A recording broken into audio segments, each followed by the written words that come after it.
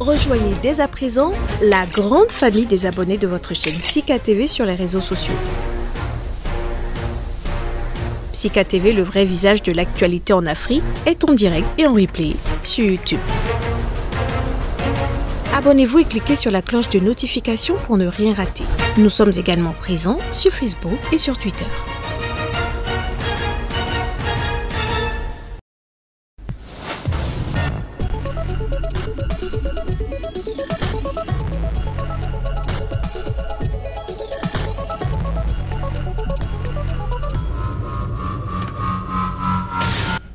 Mesdames, Messieurs, merci pour votre fidélité à Sika TV et bienvenue dans cette rubrique.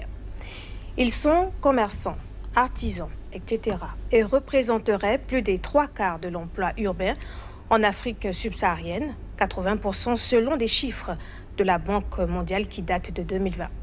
Si ces acteurs du secteur informel sont à l'aune de nécessités conjoncturelles perçues à tour comme une nuisance mal nécessaire ou une planche de salut, la frontière qui les sépare de l'activité formelle est parfois bien mince. Nous parlerons du secteur informel. Peut-on le résorber? C'est la question à laquelle va tenter de répondre Kassim Assouma. Il est anthropologue politique. Il est aussi expert des questions de l'économie informelle. Monsieur Assouma, merci d'avoir répondu à notre invitation. C'est moi. Alors, est-ce qu'on peut déjà définir le secteur informel et quel lien est-ce qu'on peut établir entre la compétitivité des économies africaines et la prépondérance de ce secteur? Bonjour Madame Bénédicta, merci à vous pour m'avoir invité à votre émission. Je salue au passage tous les téléspectateurs qui nous suivent en ce moment. Oui, votre question a deux pans. Je vais commencer par le premier. La définition de l'économie informelle.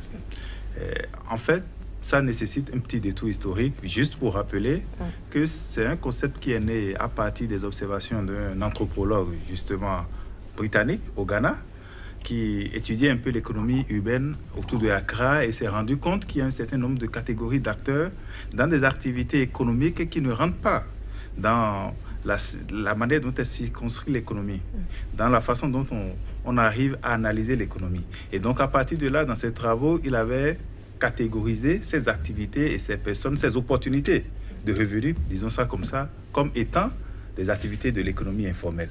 Dans la même période, autour des années 1972, toujours il y a une cinquantaine d'années, des experts de l'OIT ont réfléchi également sur un certain nombre d'activités de travail au Kenya et se sont rendus compte qu'il y a une partie qui ne rentrait pas toujours dans le cadre normatif. Pour pouvoir les analyser, ils ont aussi évoqué la notion d'informalité pour catégoriser ces activités.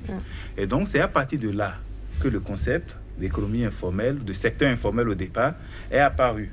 Et donc, c'est une création, en réalité, comme l'a dit certains auteurs, je vais citer Bruno Latour, c'est une création des institutions internationales pour désigner, pour les cas africains, des phénomènes qui existaient bien avant, beaucoup plus longtemps que cette période dans nos économies. Et bon, la définition de l'économie informelle depuis 50 ans a été une bataille, une somme d'efforts des experts de l'OIT et des scientifiques aussi pour essayer de donner un peu de contenu qui soit univoque à ce concept. Mais jusqu'ici, le travail est resté difficile.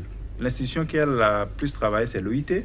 Les définitions qu'il propose sont souvent multicritères, qu'il est nécessaire dans chaque pays d'adapter aux conditions, aux réalités des pays pour pouvoir identifier l'acteur qui est informel, le travailleur qu'on peut catégoriser comme informel et l'activité économique qui rentre dans cette économie. Mais vous convenez avec moi, vous l'avez dit en introduction, que ce n'est pas évident. Ce n'est pas évident, c'est-à-dire l'imbrication entre le formel et l'informel est telle qu'il est difficile de réussir à avoir une définition qui sera universellement admise. Et dans cette difficulté, il est quand même arrivé en 2015, au cours de la 90e session de l'OIT, quand il était question de passer à la recommandation 204 sur le travail décent, il était question donc de donner quand même un contenu qui est plus ou moins orienté sur les questions de droit. C'est-à-dire, l'informalité, les travailleurs et les unités économiques sont considérés donc comme ces acteurs qui ne sont pas couverts ou insuffisamment couverts par les réglementations formelles qui existent dans leur pays. Il s'agit donc de tous ceux qui agissent hors du cadre légal, du cadre réglementaire, du cadre de la loi, parce que leurs activités ne sont pas touchées par la loi. Mais il y a aussi ceux qui sont couverts par la loi, c'est-à-dire qu'ils agissent dans le cadre de la loi, seulement que dans la pratique, la loi n'est pas suffisamment appropriée pour couvrir leurs activités. Et donc, on se retrouve donc dans une contrainte pour ceux-là, parfois, de ne pas respecter la loi. Oui.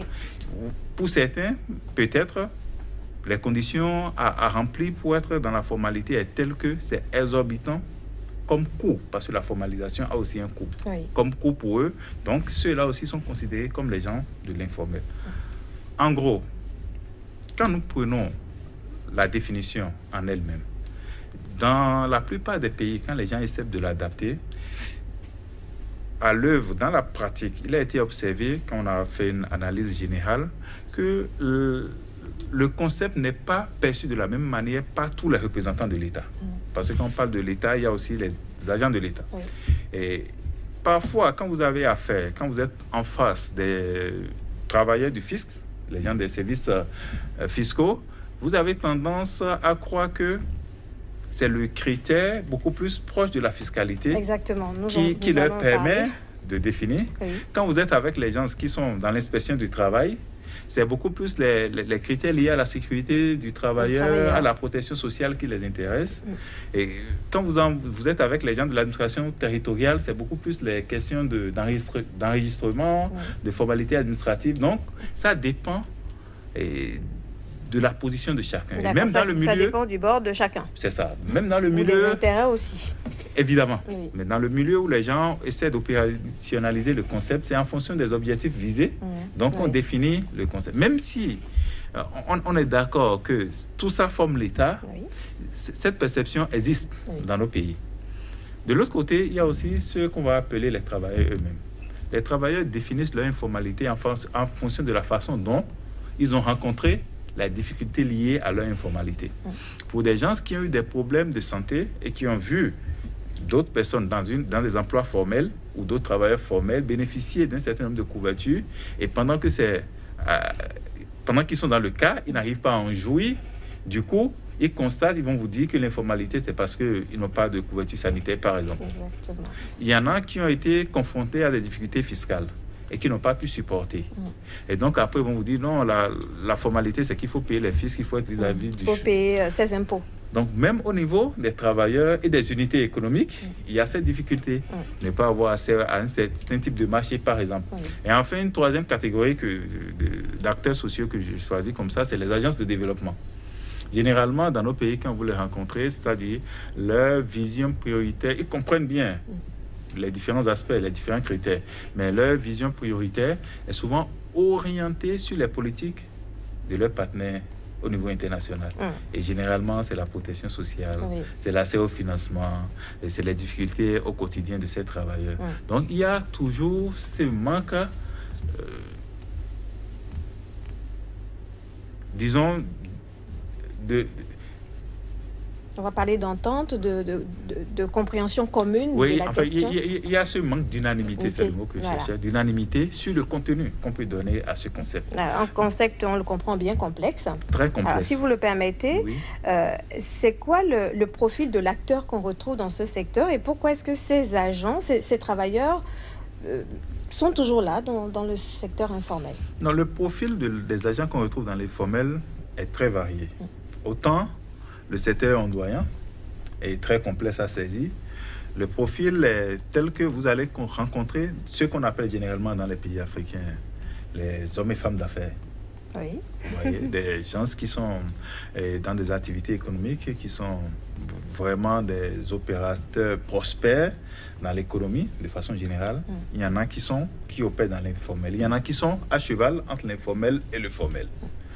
Vous avez rencontré également dans le même secteur les petits employeurs ou les petits employés individuels, très vulnérables. Donc, c'est ceux qui sont à la base de l'échelle sociale. C'est les couches les plus vulnérables de l'échelle sociale. Donc, généralement, quand on fait un peu la pyramide des acteurs de l'informel, il y a une base très large où on rencontre ces petits entrepreneurs individuels qui sont dans les activités de survie. C'est des gens qui travaillent pour pouvoir vivre au quotidien.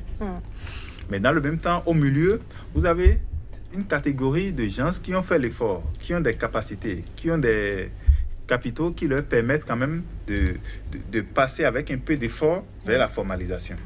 Vous voyez? Mais au sommet, il y a cette petite catégorie de gens qui peuvent bien être dans le formel ou qui sont même dans des allers-retours entre le formel et l'informel, mais qui vont préférer rester dans l'informel. Et ça rejoint le second pan de votre question pour dire qu'est-ce qu'ils y gagnent? Qu'est-ce qu'ils y gagnent, mais qu'est-ce qu'ils y perdent? Bon, pour la minorité au-dessus, qui navigue entre le formel et l'informel en fonction des périodes de vaches maigres ou de bon an, ceux-là, c'est des opportunités de maximiser les ressources qu'ils recherchent. C'est-à-dire, le coût d'opportunité de se formaliser ou de ne pas se formaliser, pour eux, dépend de ce qu'ils peuvent tirer comme profit, comme bénéfice en étant formalisés. Et c'est là toute la problématique des politiques publiques par rapport à la formalisation. C'est-à-dire, quand les gens sentent et vivent la formalisation comme simplement un coût, une charge, sans jouir d'un certain nombre d'avantages, en retour, c'est difficile pour eux de passer à la formalisation et de s'y maintenir sans un peu de coercition. Et au niveau de ceux-là, c'est là où les gouvernants doivent faire un peu d'effort peut-être pour que ceux-là se formalisent et jouissent d'un certain nombre d'avantages. Mais par contre, ceux qui sont à la base, c'est-à-dire quand vous prenez le groupe de travail informel, aujourd'hui, même si on décide que les gens vont se formaliser, tout le monde ne peut pas se formaliser, malheureusement. Parce que ceux qui sont dans les activités de suivi sont dans des activités de suivi. Il n'y a pas de, souvent, il n'y a pas de nuance entre le bénéfice et le capital. Vous voyez un peu. Et donc, si je prends le cas du Bénin, que je connais très bien, si vous vous rappelez bien, au moment où le président de la République avait voulu justifier son choix de l'application du cordon sanitaire dans la première crise de Covid, il a dit quelque chose qui est très fort à la télé. Il dit, bon nombre de nos concitoyens assurent la pictance avec la recette de la veille. Ça veut dire quoi? Ça veut dire qu'il y a des gens, s'ils ne travaillent pas aujourd'hui, demain, ni eux, ni leur famille ne peuvent pas manger. Donc pour eux, on ne peut pas se permettre de les empêcher de travailler. Et ceux-là, dans l'informel, si vous ajoutez des charges, puisque la formalisation est un coût, si vous ajoutez des charges, ça peut mettre en péril leur activité. Donc il faut travailler à renforcer leur activité, à rendre l'activité viable pour leur permettre après de voir dans quelle politique efficace et appropriée on peut les envoyer vers la formalisation. Il y a ceux qui sont déjà au milieu, qui sont déjà dans une certaine solidité d'activité, mais qui ont besoin qu'on les accompagne dans la durée. Parce que c'est la question de durée maintenant qui pose des problèmes chez eux. Donc vous voyez, tout le monde, il y en a qui veulent y aller. Et quand on discute avec les acteurs de l'informel, on a élaboré un travail avec eux la dernière fois pour faire une politique. Ils sont tous d'accord pour aller à la formalisation à cause des avantages qu'ils peuvent y gagner. Merci beaucoup. Le coût est difficile à supporter. Merci beaucoup, Monsieur Kassim Assouma. Vous êtes expert des questions de l'économie informelle. Merci d'avoir répondu à une partie de nos questions. Nous allons vous retrouver la semaine prochaine pour la seconde partie. Merci de nous avoir suivis.